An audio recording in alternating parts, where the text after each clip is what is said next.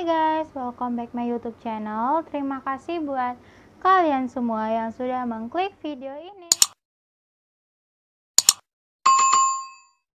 Nah, guys, jadi kali ini aku bakalan menceritakan kisah hantu lagi yang ada di Korea Selatan sana, yaitu kisah apartemen Bocheondong. Apakah kalian termasuk orang yang tinggal di apartemen atau bahkan kalian ingin berencana buat tinggal di apartemen? Nah, jadi sebelum kalian mau pindah gitu atau memilih apartemen, lebih baik tuh kalian lebih selektif lagi memilihnya. Kalian itu harus menelusuri dulu sejarah apartemen itu, kejadian apa yang pernah terjadi di sana, ya pokoknya tuh yang berkaitan dengan apartemen itu. Itu semua demi kenyamanan kalian juga nanti bertinggalan di sana. Kalian bakal menetapi tempat itu dan kalian tuh tinggal di sana nggak cuma 1-2 hari, karena itu bisa jadi berbulan-bulan, bertahun-tahun, dan nggak mungkin kan kalian bakalan pindah-pindah terus. Kali ini tuh ada sebuah kisah yang menyeramkan atau kisah yang terjadi pada zaman Joseon dahulu. Kisah ini nih bukan mengenai seseorang yang salah memilih apartemen, tapi ini kisah yang nggak sengaja kebetulan lewat di komplek apartemen tersebut, tetapi malah mengalami kejadian yang menyeramkan. Bagi kalian yang pecinta webtoon, apalagi genre horor gitu ya kan, pasti kan udah nggak asing lagi dengan kisah apartemen Bocheondong.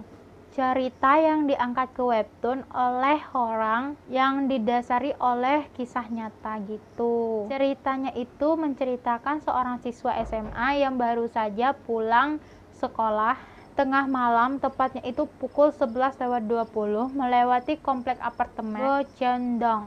Kebetulan banget nih guys, gadis itu tuh baru pulang kayak belajar tambahan gitu, jadi pulangnya tuh agak malam, jam 11:20 gitu.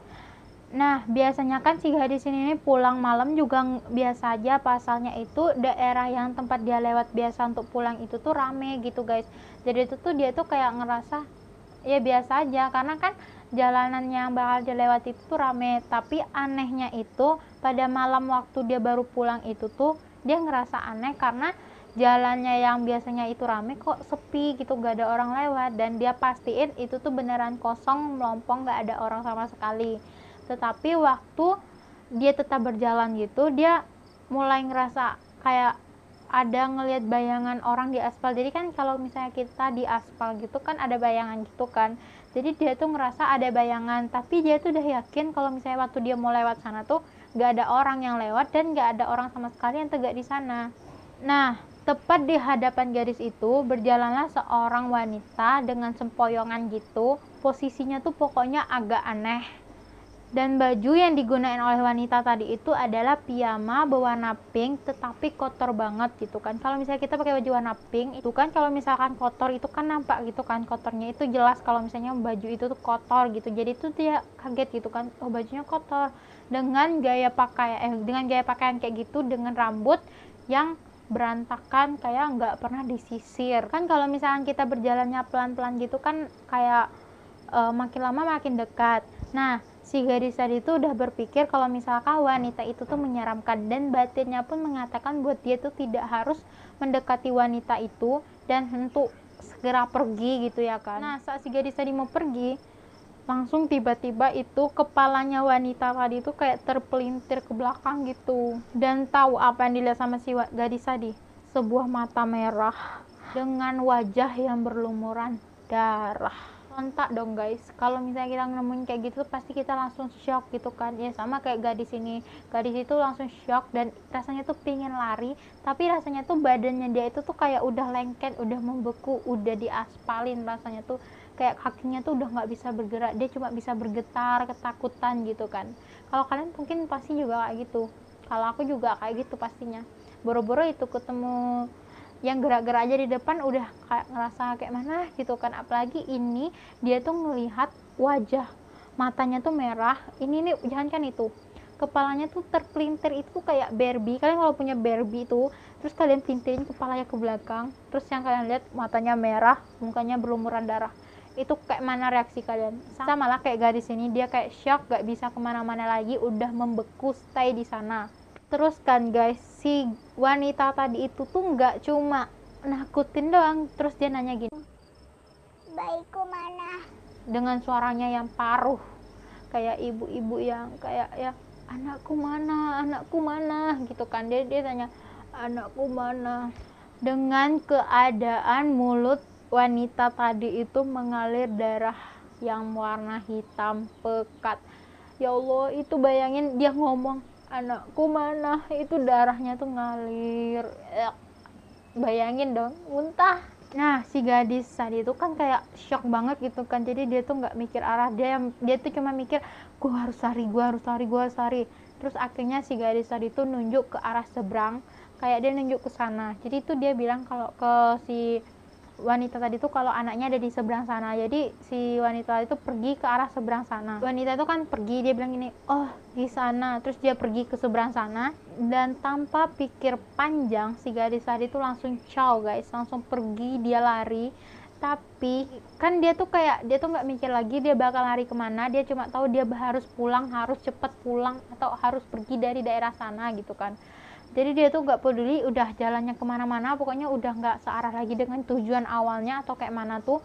Tiba-tiba wanita tadi muncul lagi di hadapan gadis itu. Wanita itu muncul di hadapan gadis itu sambil teriak, bayiku tidak ada di sini.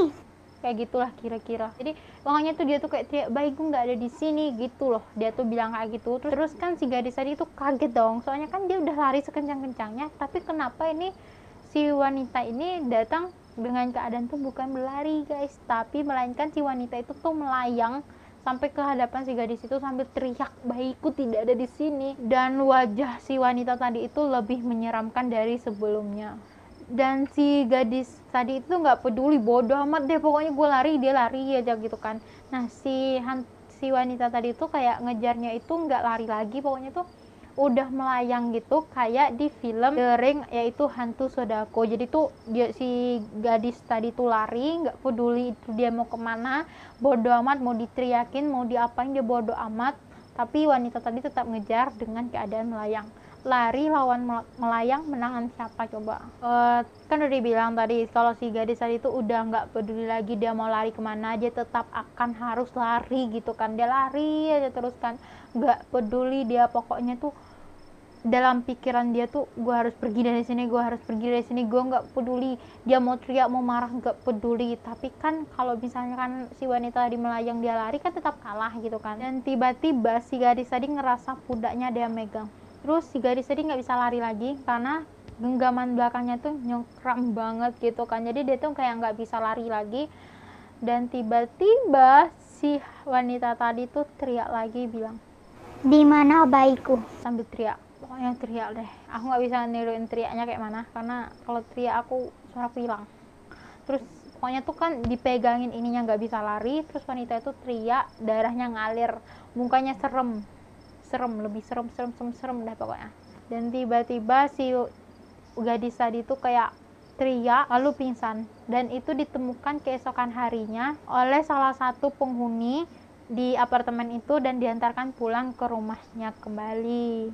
Cerita mengenai hantu wanita berpakaian piyama pink itu pun kayak menyebar dari mulut ke mulut. Kisahnya itu diyakini dimulai dari ada seorang wanita yang tinggal di apartemen ini pada tahun 2007 silam. Lalu ia ditemukan meninggal bunuh diri terjun dari atas apartemen itu. Dari penyelidikan akhirnya diketahui kalau nama wanita ini adalah Cho, yaitu seorang single parent atau single mom yang berusia 33 tahun yang baru saja kehilangan seorang bayinya. Nah, karena kejadian itulah, karena dia kehilangan bayinya itu, makanya dia putuskan buat bunuh diri kan misalnya kan mungkin dia terlalu frustasi atau apa gitu kan, jadi dia pengen ngikutin anaknya, soal juga dia hidup nggak ada anaknya, nggak ada suami, namanya single mother kan.